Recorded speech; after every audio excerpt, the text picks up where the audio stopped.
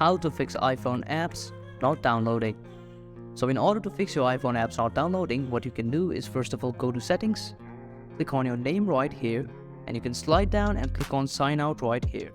So in order to sign out, you'll have to enter your Apple ID password for the account that you're trying to sign out from.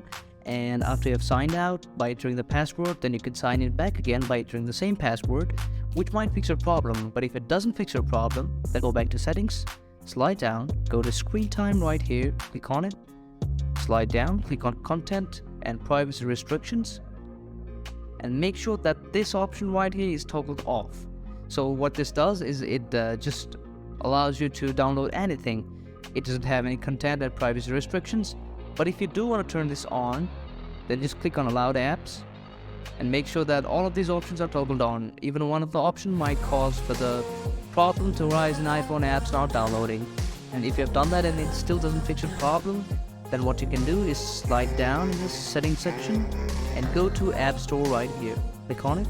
Now click on App Downloads and make sure that the option is set to the first option right here. Click on Always Allow, and that should fix your problem as well. But if that doesn't, then the last option remaining to try is go to your control center by swiping up in the iPhone screen.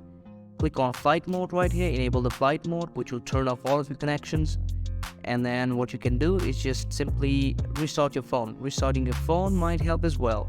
And then turn off the flight mode, and that's pretty much it. So these are some of the options in order for you to fix iPhone apps on downloading. Thank you very much.